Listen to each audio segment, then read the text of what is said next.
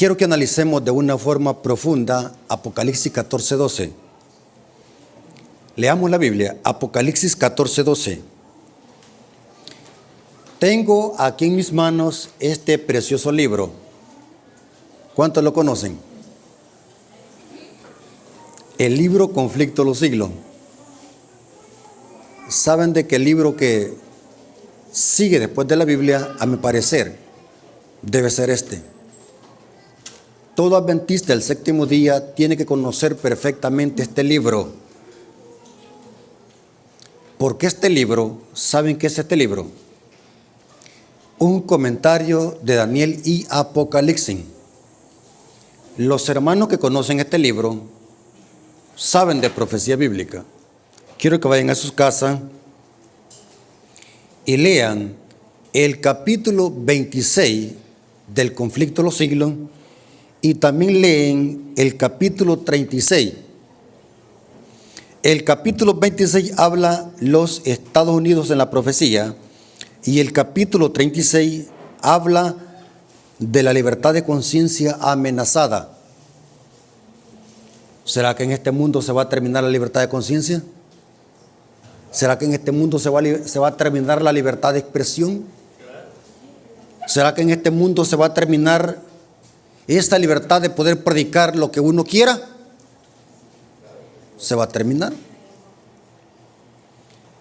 ¿Qué significa, hermanos, para nosotros los adventistas? Que hoy que se nos permite predicar y que hay libertad de expresión y de culto, ¿qué tenemos que hacer? Predicar. ¿Y qué tenemos que predicar? Los mensajes de ¿qué? De los tres ángeles. Ahora, analicemos Apocalipsis 14:12. Aquí está la paciencia de los santos, los que guardan los mandamientos de Dios y la fe de Jesús. Pregunto, ¿bíblicamente se pueden guardar los mandamientos? Sí. ¿Quién dice que no se pueden guardar? El diablo. Pero la Biblia dice que sí se pueden guardar. ¿Cómo se pueden guardar? Aquí dice, y la fe de Jesús. O sea que este versículo nos presenta que la única forma de poder guardar los mandamientos es a través de ¿qué? De Cristo. Porque el versículo habla de la justificación por la fe. Ahora, el versículo inicia con un factor tiempo. Aquí. ¿Cuándo es aquí? Aquí está la paciencia de los santos. ¿Cuándo es aquí? Saben, hermanos, que esta palabra paciencia no es una paciencia pasiva, como cuando vamos al hospital a pasar consulta y nos sentamos ahí en una silla a esperar nuestro turno y nos dicen hay que ser paciente. Pero la paciencia que habla acá la Biblia es otro tipo de paciencia. Saben que en el idioma griego la palabra paciencia es hupoponek. Repita conmigo, hupoponek, que significa resistencia o aguante alegre. Repito, hupoponek significa resistencia o aguante alegre. O sea que es una resistencia bajo persecución y bajo ataque. Pero los que experimentan esta paciencia o este aguante, ¿cómo están? Alegren. Pongamos un ejemplo. ¿Cuántos han leído en este libro la historia de Juan Hus? Juan Hus fue el precursor de la Reforma Protestante. ¿Saben cómo murió Juan Hus? Lo mató el catolicismo romano en una hoguera por denunciar la tiranía y la falsa doctrina de Roma. ¿Y saben cómo murió Juan Hus? Quemado en una hoguera Y dice la historia, y lo corrobora este libro, que cuando lo estaban quemando, dice que estaba feliz cantando ¿qué? Un salmo. ¿Cómo es posible que alguien que lo esté quemando esté feliz? ¿Cómo me explica usted eso? O que alguien que lo esté encerruchando, partiéndolo en dos, esté feliz. ¿Cómo usted me explica eso? ¿Cómo usted me explica cómo esos hijos de Dios que murieron quemados en cuevas, los valdenses y los hugonotes, se les metían fuego en las cuevas y morían ahogados del humo? ¿Cómo es posible que esa gente moría feliz? ¿Cómo me explica usted? Porque tenían que la paciencia o el aguante de los santos.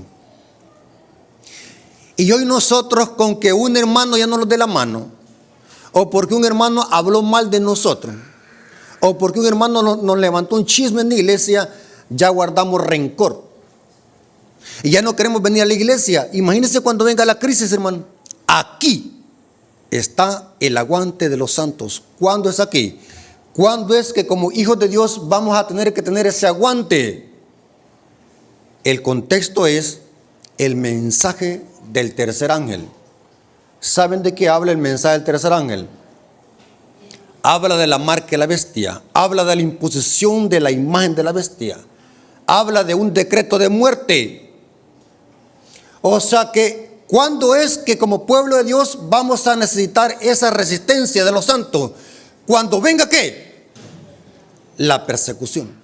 ¿Cuántos creen de que el pueblo de Dios va a ser perseguido otra vez? Como fue durante la Edad Media.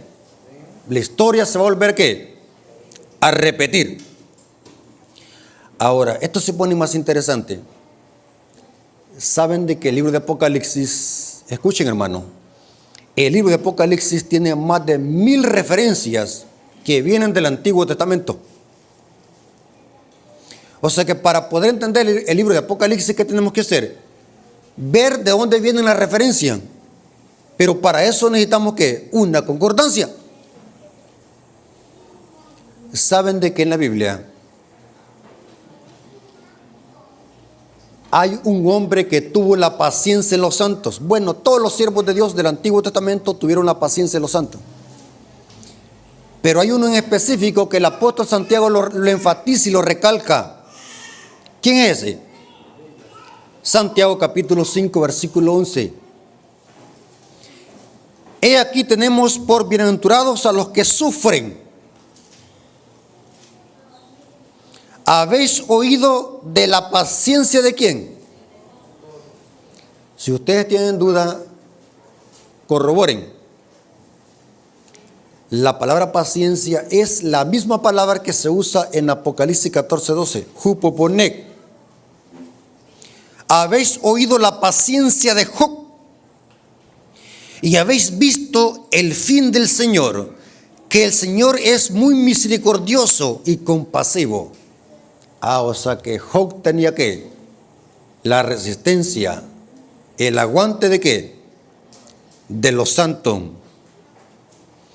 Ahora, así a grandes rasgos, ¿qué le pasó a Job?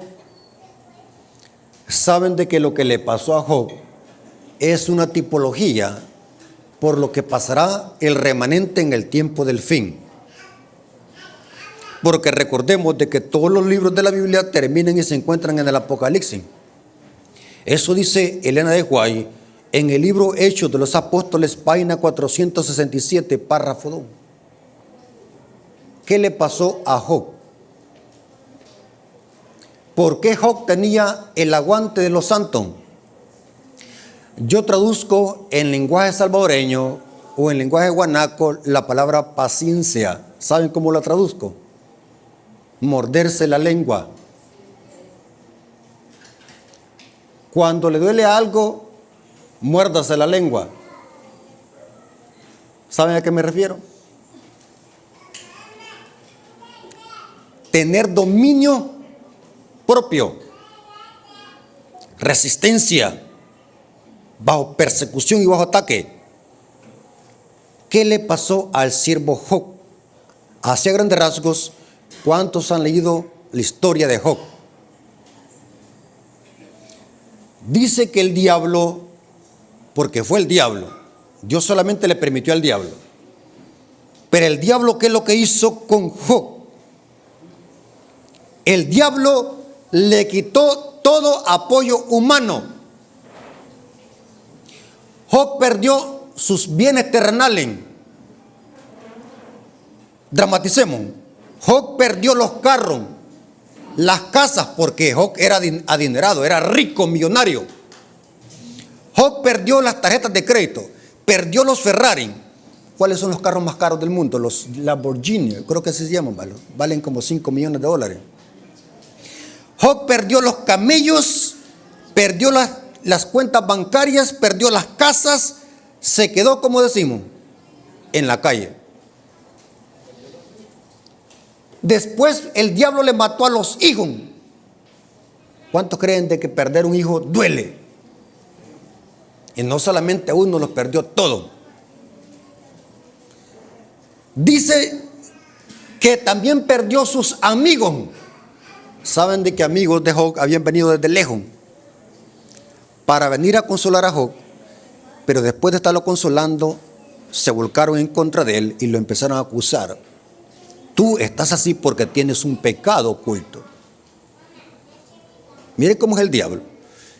Vinieron desde lejos a consolarlo, pero de repente se vuelcan en contra de Job y empiezan a acusarlo. Los amigos. ¿Y qué pasó después? Dice que la propia esposa se le volcó, ¿qué? En contra. Y al final, ¿qué es lo que le hizo el diablo a Job?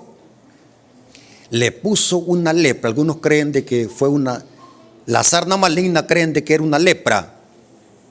Una sarna, dice que le dolía tanto. ¿Saben qué es tener una sarna en todo el cuerpo? Que emane pus y duela. ¿Saben qué es eso, hermanos? Que todo el cuerpo se infecte. La gente echa un mal olor porque es carne podrida. Dice que le dolía tanto, le picaba tanto que se rascaba con un tiesto.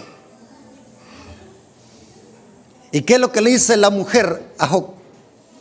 Job capítulo 2 versículos 7 al 9 dice: entonces salió Satanás. ¿Quién le estaba haciendo esto a Job?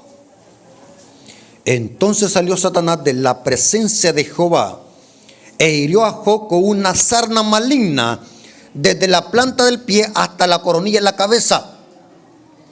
Y tomaba Job un tiesto para rascarse con él, y estaba sentado en medio de la ceniza. Entonces le dijo su mujer: ¿aún retienes tu integridad? Maldice a Dios y muérete. Esta palabra maldice, saben que estoy investigando porque me gusta estudiar la Biblia a profundidad. Esta palabra maldice, ¿saben cuál palabra es? Es del hebreo barak.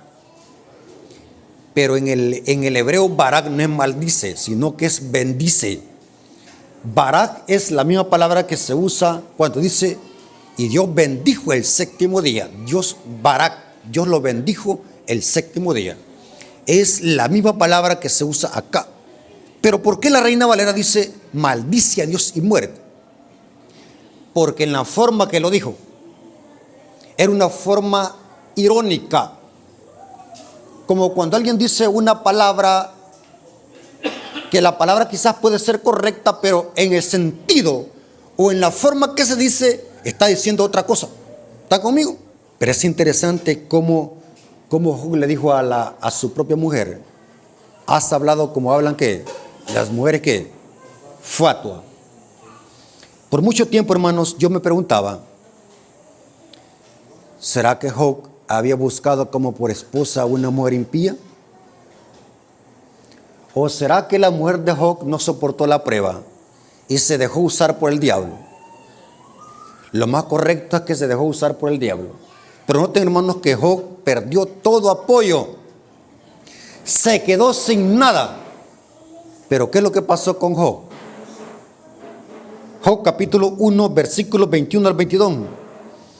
Y dijo: desnudo salí del vientre de mi madre y desnudo volveré allá. Jehová dio y Jehová ¿qué? Quitó. ¿Saben por qué Job decía esto? Job no tenía Biblia como nosotros tenemos. Saben de que el primer libro que se escribió fue el libro de Job. ¿Y saben quién lo escribió? Fue Moisés. Eso lo dice el Espíritu de Profecía, que Moisés escribió el libro de Job cuando estaba viviendo con su suegro Jetro en Madián. O sea que el primer libro que se escribió no fue Génesis, sino que fue el libro de Job. O sea que Job no tenía una Biblia como la que tenemos nosotros, para saber de que el que viene a matar y destruir es el diablo. Job en su inocencia creía de que era Dios quien le estaba haciendo eso. Pero ahora se pone más interesante, hermano. ¿Saben de que el libro de Job es un apocalipsis en historia? ¿Saben de que yo estoy impactado que el libro de Job está incluido en los Ketubim?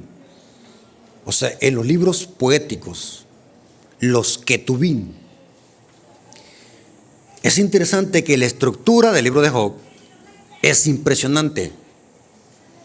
Algunos agnósticos y ateos dicen que esa historia de Job fue ficticia, que no existió. Pero para nosotros los cristianos, los hijos de Dios, sabemos de que ese libro es inspirado por Dios. Y ¿saben qué interesante, hermano? En el libro de Job se habla, en los primeros capítulos, se habla de Satanás, quien estaba haciéndole la guerra a Job, quien estaba destruyéndole, haciéndole la vida imposible a Job, para que Job se retractara de su integridad, era el diablo. Escuche, hermanos, todo sufrimiento que viene en este mundo es culpa ¿de quién? Del diablo. Cristo lo desenmascaró al diablo. Dijo que el diablo había venido a este mundo ¿para qué? Para matar y destruir. Yo he venido para que tengan vida y vida en abundancia, dijo el maestro. Ahora, pero es interesante, hermanos, escuchen lo que les voy a decir. El libro de Job habla de dos bestias. Y yo por mucho tiempo me pregunté, ¿por qué desde el capítulo 3 del libro de Job ya no se vuelve a mencionar al diablo como Satanás? Noten que Satanás se encuentra en el capítulo 1 y el capítulo 2 de Job. Pero ya en todo el capítulo, en todo el libro de Job, ya no aparece el diablo con nombre de Satanás. ¿Qué significa la palabra Satanás? Difamador, calumniador. Pero es interesante, hermanos, escuchen lo que les voy a decir. Por eso es que el libro de Job es una obra literaria maestra. Es inspirado por Dios. Saben de que en el libro de Job aparecen dos bestias.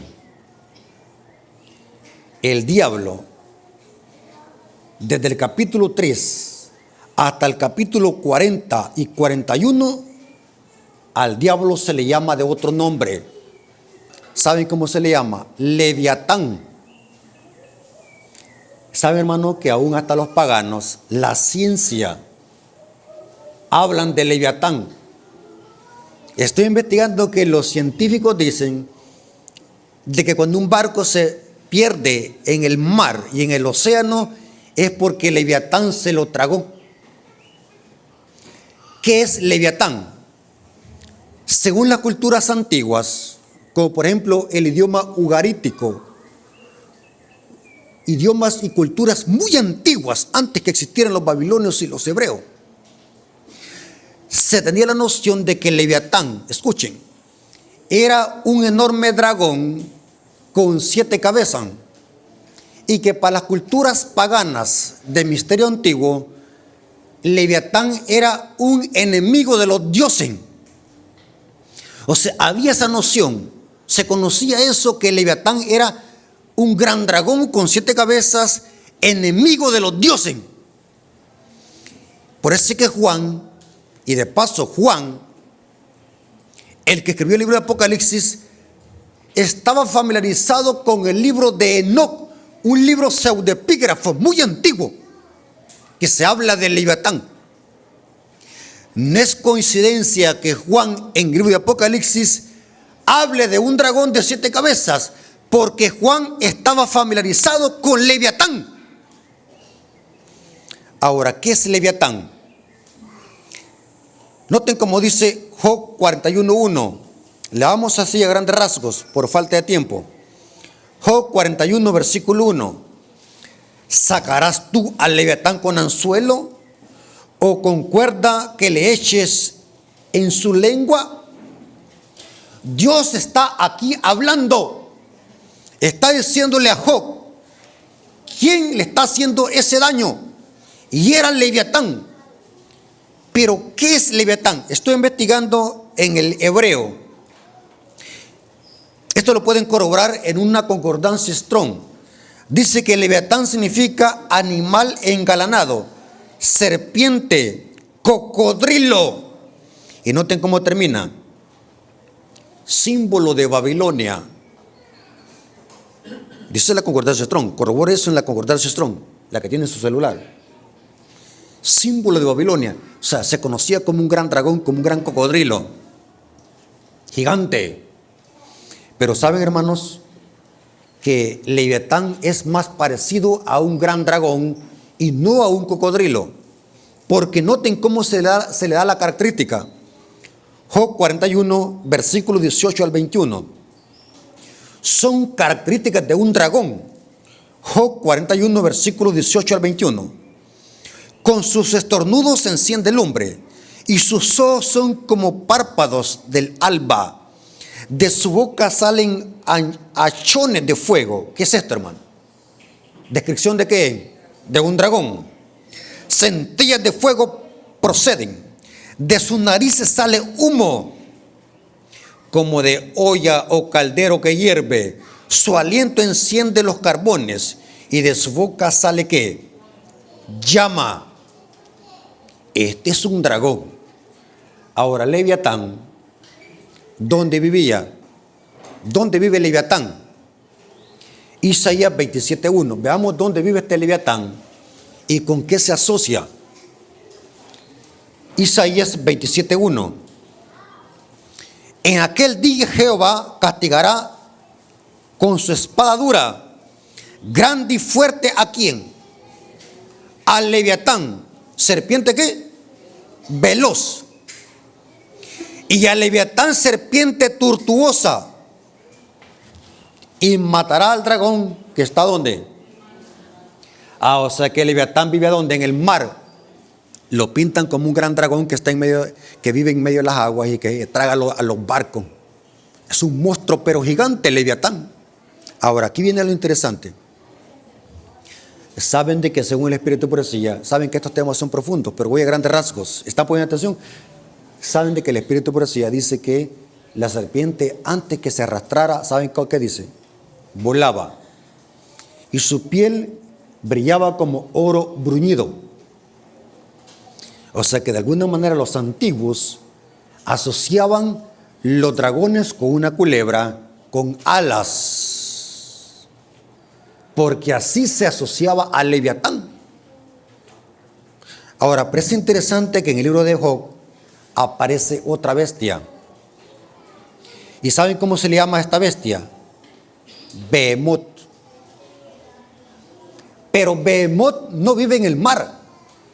Behemoth no vive en el agua como el Leviatán. Behemoth vive en la tierra. Noten que dice Job capítulo 40, versículos 15 al 17. Job capítulo 40, versículos 15 al 17. He aquí que ahora Behemoth, el cual hice como a ti, hierba come como buey. O sea que esto no es un animal acuático, sino que es un animal ¿qué? Terrestre, como el buey. He aquí que ahora que su fuerza está en sus lomos y su vigor en los músculos de su vientre. Su cola mueve como un cedro y los nervios de sus muslos están entretejidos. Ahora, hermanos, ¿saben que Behemoth en el idioma hebreo dice que significa buey de agua? ¿Conocen ustedes los bueyes de agua? ¿Cuántos han visto ustedes un buey de agua? Hay una especie de bisonte de un buey de agua. Ven en internet que pueden respirar por mucho tiempo en el agua. Son bueyes que se meten en el agua y están debajo del agua, que les gusta el agua. Parece un bisonte. Y aquí dice buey de agua. Muy interesante. ¿Sabe, hermanos, que esto se parece más a un bisonte? ¿Saben qué es un bisonte? Es tipo como un búfalo con un gran lomo. Porque aquí se dice, noten, he aquí que sus fuerzas están en sus lomos.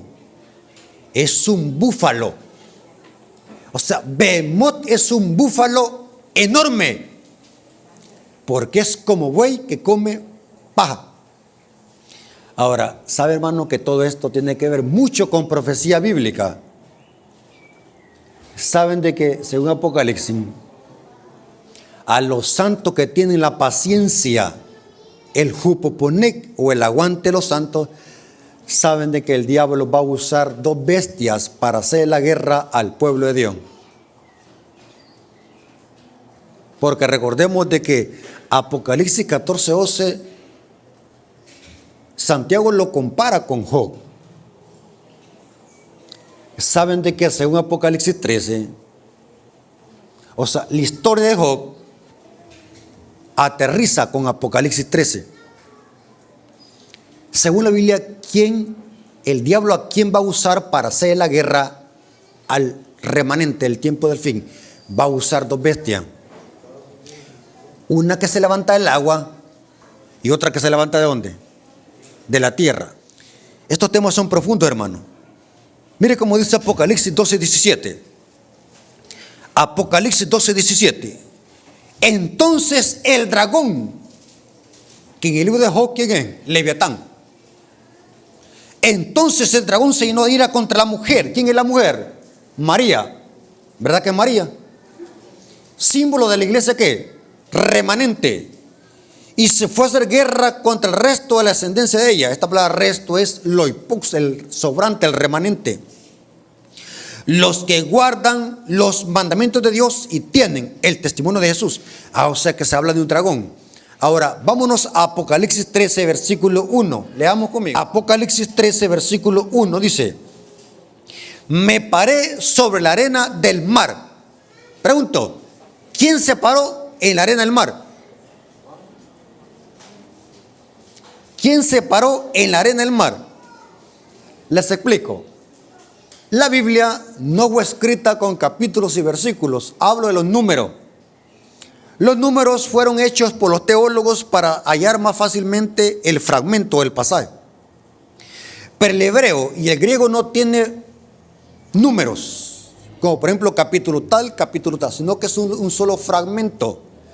El capítulo 12 y el capítulo 13 están unidos en el griego. Yo les hice una pregunta: ¿quién fue el que se paró en la arena del mar? Muchos dicen que fue Juan, pero no fue Juan que se paró en la arena del mar. ¿Saben quién se paró en la arena del mar? ¿Alguien puede decir? En el griego dice: y él se paró en la arena del mar. ¿Quién? El dragón. El dragón sale del agua y se para en la arena del mar. ¿Para qué? Porque está a punto de levantarse, ¿qué? Dos bestias. Una acuática y una terrestre. Eso lo corrobora el comentario bíblico adventista, que el que se paró en la arena del mar fue el diablo después de que salió del agua. Porque van a levantarse dos bestias, una acuática y una terrestre. Ahora, ¿quién representa a esas dos bestias? Porque el diablo está en la arena, noten, sale el agua, lo que está en medio del agua y de la tierra, ¿qué es? La arena. El dragón se para en la arena y empieza a surgir la bestia acuática. ¿A quién representa la bestia acuática? Vi una bestia que subía del mar, que tenía ¿qué? 7 cabezas y 10 cuernos. y en sus cuernos 7 diademas, y sobre sus cabezas un nombre blasfemo. ¿A quién simboliza esa bestia? ¿Quién simboliza esa bestia acuática? Representa ¿a quién? Al papado. Porque el papado se levantó de un lugar donde hay mucha agua, Europa. Esa primera bestia acuática que surge de Europa, donde hay agua, mucha agua. ¿Qué simboliza las aguas? Muchedumbre. Pero ahora se levanta otra bestia que parece un bisonte. En Apocalipsis 13:11 se habla de una bestia que sube ¿de qué? De la tierra. ¿A quién simboliza esa bestia, hermano? Los Estados Unidos de Norteamérica. Por eso es que les dije que leyesen el capítulo 26 y el capítulo 37 y 36 del conflicto de los siglos. Léalo. Son estas dos bestias que se unirán para perseguir ¿a quién? Al remanente que guarda ¿qué? Los mandamientos de Dios. Será allí donde como hijos de Dios vamos a necesitar ¿qué? Tener ¿qué? El aguante de los santos. ¿Sabe, hermano, qué profundo es estos temas de profecía? Imaginen que todo lo que pasó con Job se vuelve a repetir con el remanente, con la iglesia, con los hijos fieles. El diablo, Leviatán, usará a una bestia acuática y a una bestia terrestre para hacer la guerra al pueblo de Dios. Y con esta cita termino. Conflicto de los siglos, página 565, párrafo 1. La profecía del capítulo 13 de Apocalipsis declara que el poder representado por la bestia de cuernos semejantes al de un cordero haría que la tierra y los que en ella habiten adorasen al papado. Noten qué interesante. Que está simbolizado en ese capítulo por una bestia parecida a un leopardo. La bestia de 2 cuernos dirá también a los que habitan sobre la tierra que hagan una imagen a la bestia, y además mandará que todos, pequeños, grandes y ricos como pobres, libres y esclavos, tengan la marca de la bestia. Apocalipsis 13, 11 al 16. Se ha demostrado que los Estados Unidos de Norteamérica son el poder representado por la bestia de 2 cuernos semejantes a los de un cordero, y que esta profecía se cumplirá cuando los Estados Unidos hagan obligatoria la observancia del domingo. Ahora, noten cómo termina la cita. Tanto en el viejo mundo como en el nuevo mundo se tributará homenaje al papado por medio del honor que se conferirá a la institución del domingo, la cual descansa únicamente sobre la autoridad de la iglesia romana. O sea que el diablo no cambia sus tácticas, sino que la refina. Así como el diablo le hizo la guerra a Job usando a Leviatán y a Behemoth, así el diablo también va a usar 2 bestias. Una es el papado y otra es los Estados Unidos de Norteamérica.